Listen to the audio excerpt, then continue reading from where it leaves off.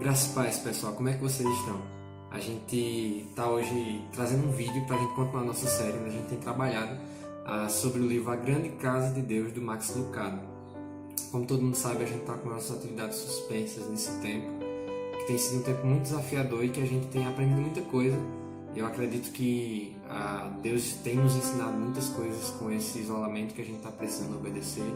E eu acredito que tem sido um tempo da gente se aproximar mais do Senhor, de aproveitar de uma outra forma a vida cristã. A igreja ela não parou, ela continua com as suas atividades, a gente está com os recursos que a gente tem à nossa disposição, a gente está buscando de todas as formas possíveis, pastor David, sua liderança, assistir os irmãos e a gente não parar com as coisas que a gente tem proposto no nosso coração. Hoje a gente vai fazer o segundo vídeo e comentar algumas coisas ainda, encerrando o primeiro capítulo desse livro do Max Lucado, A Grande Casa de Deus. E se você já teve a oportunidade de ler sobre esse livro, você vai ver que ele é um livro que talvez seja diferente do que a gente está acostumado. Logo a princípio, logo na introdução, você se sente desafiado a entender que Deus ele deseja muito mais do que ser uma opção de fim de semana, ele deseja ser a nossa morada. E isso pode parecer no primeiro momento algo que não faz muito sentido, mas se a gente parar para pensar, e até nesse tempo em que a gente tem ficado em casa, as atividades estão encerradas, a gente tem visto que muitas vezes a gente trata Deus como aquela casa, como aquele lugar onde a gente vai passar só o fim de semana. Eu acho que isso é um sonho que muita gente compartilha. Muita gente tem vontade de ter um lugar para ficar no fim de semana, seja uma chácara, um sítio, algum lugar que você pretende comprar para você passar o fim de semana e descansar ali. Muitas pessoas elas tratam o relacionamento delas com Deus, a experiência normal de relacionamento com Deus, muitas vezes tem a ver com isso. Tem a ver com tratar a igreja, tratar esse relacionamento com Deus como um lugar que eu vou, uma cabana, um sítio que eu vou do fim de semana e ali eu tenho a oportunidade de descansar, tenho a oportunidade de alguma forma ter um encontro com Deus que vai me alimentar, que vai me nutrir durante o fim de semana, e aí o resto dos dias eu vou continuar com a minha vida normal. Mas o Max Lucado, e aí é muito interessante isso porque tem tudo a ver com a palavra de Deus, ele vai propor que Deus, na verdade, a casa de Deus, ela está disponível para a gente todo o tempo. E aí tem um poema que ele escreve logo no começo do texto que eu não posso deixar de ler. Ele diz o seguinte: você nunca viu uma casa mais sólida, o telhado nunca goteja, as paredes nunca racham e o alicerce nunca estremece. Você nunca viu um castelo mais esplêndido, o mirante alarga-lhe a visão, a capela o tornará humilde, a sala de estudos lhe dará direção e a cozinha o nutrirá. Então, mais do que simplesmente uma casa, a casa de Deus, esse ambiente de encontro com Deus, ele é um lugar esplêndido, é um lugar com muitos cômodos, é um lugar com muitos lugares onde a gente pode se achegar, onde a gente pode fazer coisas diferentes. E aí a primeira pergunta é: como a gente tem se sentido na casa de Deus? E quando eu digo casa de Deus, eu preciso repetir aqui, a gente não está falando do ambiente de culto.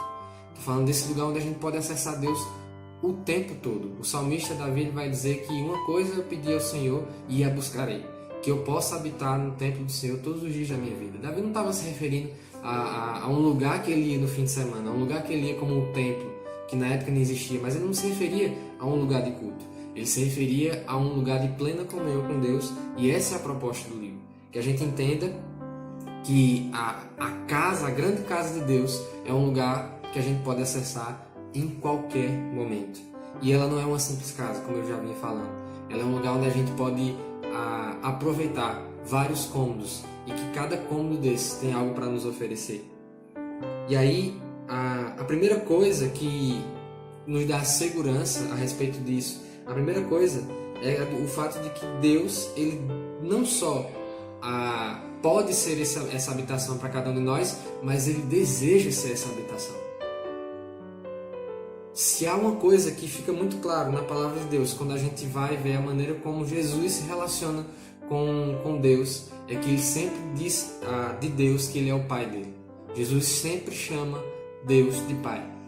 E aí, a partir do momento em que nós recebemos esse sacrifício de Cristo, o sacrifício dele na cruz, esse pai, que era o pai de Jesus, passa a ser o nosso pai também. A Bíblia fala o tempo todo sobre a adoção. Paulo, especialmente nas suas cartas, ele fala que nós não recebemos um outro espírito que não o espírito de adoção. E é muito interessante, porque a oração em que Jesus nos ensinou, lá no capítulo 6 de Mateus, é uma oração que trata justamente sobre esse relacionamento com o Pai. As pessoas, elas olham o Pai Nosso como uma oração modelo, mas mais do que isso, a oração do Pai Nosso tem a ver com a vida modelo, tem a ver justamente com esse relacionamento entre nós e o nosso Pai, que passa justamente por essa casa.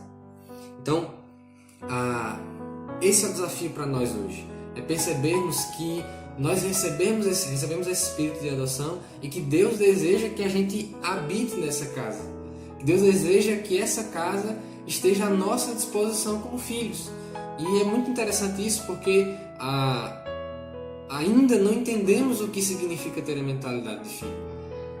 Eu tenho certeza que todos aqueles que estão vendo esse vídeo da nossa igreja, que têm filhos, o filho, quando chega em casa, ele não fica preocupado se ele pode tirar o sapato ou não. Ele não fica preocupado se ele pode deitar ou se ele precisa de alguma forma cumprir algum ritual para que ele seja aceito naquela casa. Ele é filho.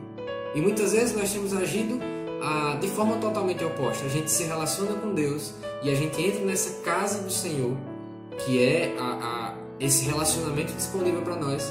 A gente entra muitas vezes como se não fôssemos filhos. E o fato é que Deus passou por um processo de adoção muito duro, muito difícil, para que eu e você pudéssemos ser filhos. Então nós podemos aproveitar isso. Nós podemos aproveitar essa casa. Nós temos esse acesso livre através do sacrifício de Jesus. E aí ele cita um exemplo muito interessante aqui. Quando seu carro fica preso no tráfego, você pode entrar na capela do Pai. Quando o vento da tentação lhe desequilibrar os passos, ande junto ao muro da sua força. Quando os empregados o depreciarem, sente-se no balanço do alpendre com seu pai. Ele o confortará. Lembre-se, esta não é uma casa de tijolos. Você não encontrará no mapa. Não achará a sua descrição nos classificados de imóveis. E aí é interessante porque, diferente do conceito que a gente tem normalmente assimilado de igreja, que é um lugar que a gente vai no fim de semana e tudo mais, essa casa do Pai, essa casa de Deus, ela pode ser acessada em qualquer lugar que nós estivermos. Então essa é a primeira coisa e é o primeiro desafio que a gente pode se fazer hoje. Que a gente possa aproveitar esses espaços, aproveitar esses lugares, para sempre que temos à nossa disposição o tempo e a consciência necessária, acessar a casa do Pai. Amém? Então eu quero pedir para você fazer o seguinte: compartilha com outras pessoas esse vídeo, compartilhe com amigos, compartilhe em grupos aí que você tem, e continua assistindo aos nossos vídeos, que a gente vai continuar fazendo durante esse período de atividades suspensas do culto. E aí no final a gente vai colocar o calendário que a gente já tem divulgado. No final desse vídeo vai estar o calendário das atividades que a gente está fazendo durante a suspensão dos cultos. Amém? Fiquem na paz, que Deus abençoe cada um de nós.